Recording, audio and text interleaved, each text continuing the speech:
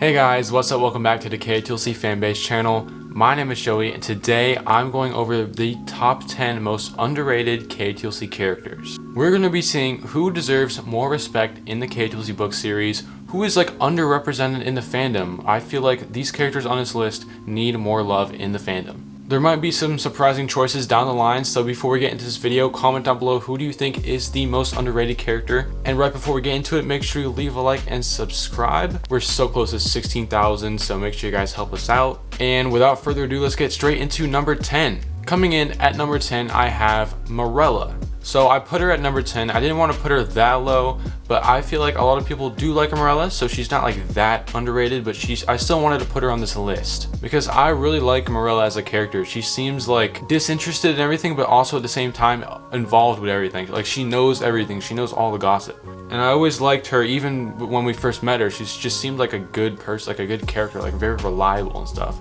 And I think it was very cool that she manifested as a pyrokinetic. It's a very powerful ability and it really suits her nicely. So yeah, she fits in very good at number 10. Let's move on to number 9.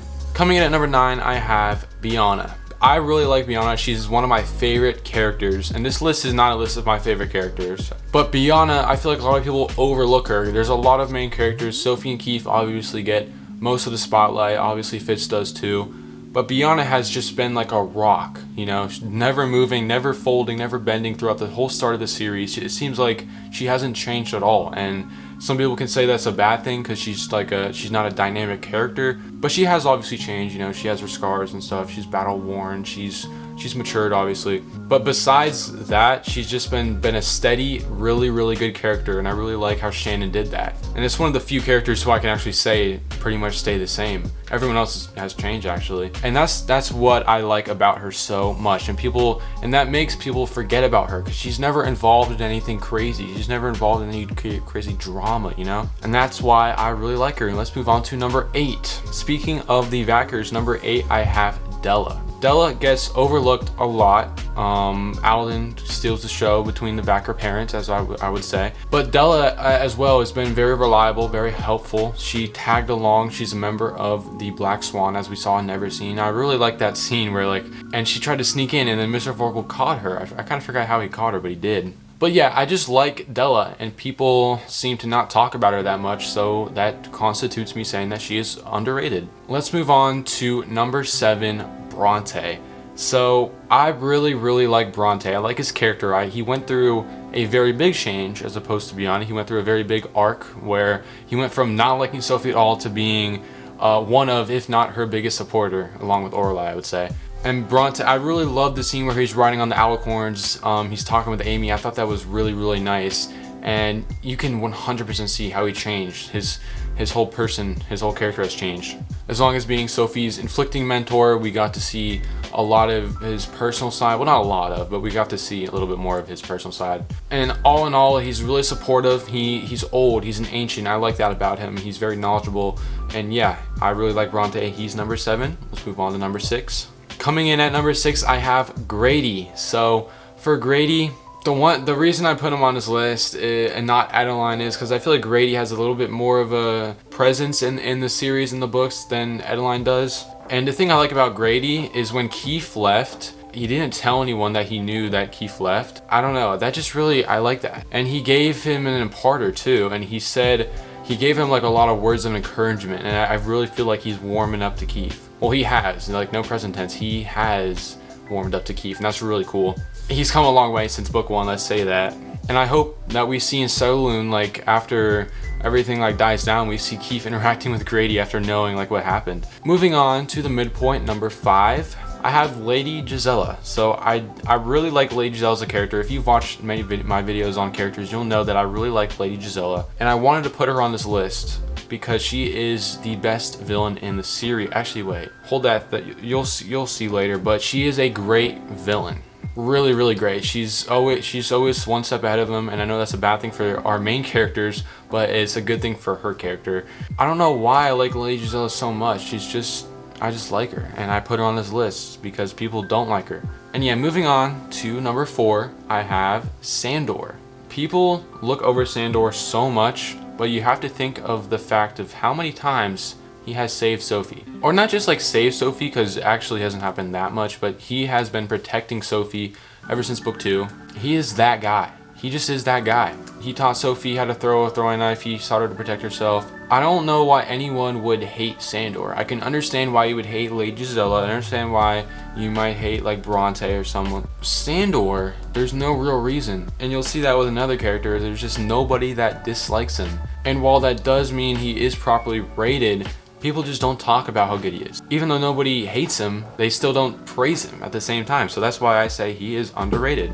I love Sandor. Let's move on to number 3. This may be interesting, but I have Lord Cassius. I don't really know why, but in the past couple of books, I've been hoping for a Lord Cassius redemption arc, and I feel like Stellarlune set the tone for that. It's on the way. I feel like after all this stuff dies down with Elise in the final battle, whatever, I think we're going to see a Lord Cassius redemption arc with Keith. We're going to see a whole lot of resolution with all the characters making up and stuff after all the drama. And I can't wait for the Lord Cassius stuff because that's going to be really sweet. I hope he does say like, I love you. He hasn't said that, but he said in his mind that he does love Keith. So I'm waiting for it, and I know it probably will happen. So I'm preemptively putting him on this list kind of, but no, I still like him. I still like him. Coming in at number 2, I have Elwyn. I don't think this is unpopular at all. So many people really like Elwyn, but at the same time, nobody really talks about him. I know they do, but I still want to put him on this list because of how great a character he is. Just like with Sandor, I don't think anybody reading the series hates him or dislikes him at all. There's no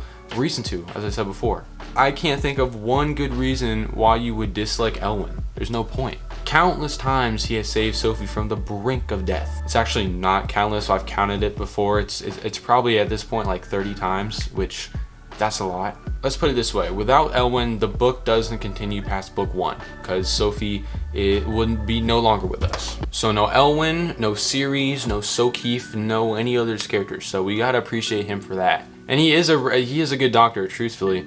And it is kind of funny that we didn't see him in Stellarlune at all, or just in the very beginning, because Sophie didn't get hurt at all. So there's a balance. Like, do you want to see Sophie get hurt or other characters get hurt so that you can see Elwyn? You have to sacrifice something in order to actually get Elwyn page time, and it's like, do you want to? But I have a feeling we're going to be seeing him again because someone probably is going to get hurt. It might be Sandor. We already know that he's hurt. Maybe Rose hurt. I think we will see Elwyn again. And some people think that he's actually Sophie's biological father, which obviously we're going to see him again if he is, but I don't really think he is. People want him to be, just in that case that he's a really nice guy, but I don't think Shannon would do that. I just have this feeling that it's not him. Even though I might want it to be, I don't think it is. But yeah, Elwyn, great character, 100% deserves to be on this list. Let's move on to number 1. This might be a little bit weird. Many people thought that Elwyn would have been number 1 or should be number 1. But coming in at number 1, get ready for it, I have Fenton. I know it's a little weird, but I put Fenton as my number 1 underrated character because I've been just thinking about this when I was making like this list. Fenton just popped into my head and I knew he had to be here. And I just realized that he actually is one of the most underrated characters because he's such a great villain and just such a great character. I don't really know how to explain it, how much I like him so much. He's so, like, he's arguably one of the, I think I had a most powerful elf list and he was really high up there. He's like the only person, well, Brant does, but he pioneered learning how to call down Everblaze. He is the pyrokinetic when you think of pyrokinesis. And he's an ancient. I really like ancients like Bronte and Fenton because they just know so much. And he actually was kind of pivotal in Stellarlune because he knew stuff about like the Nox flares. Like, how does he know that, you know? Like, if he knows all that stuff, he's just gonna keep being relevant. But yeah, I just want to expand people's taste into other characters. I want you guys to like Fenton because I like Fenton and I think he's a really good character. So yeah, there we have it. That's my list. I make these lists so people can disagree with me. I want people to disagree with me and to share their opinions in the comments below for other people to see. So tell me how you thought about this list. And no, you might be surprised that Dex isn't on here. Dex is not an underrated character. He's very rated. Let's just say that. I mean, I put him on the overrated characters list, so. But yeah, let me know how you feel about this in the comments down below. I feel like it's a pretty good list in my opinion. And if you enjoyed this video, make sure to leave a like and subscribe. I would greatly appreciate it so much if you could subscribe if you're not already. And yeah, that's gonna be it for me, and I'll see you guys next week.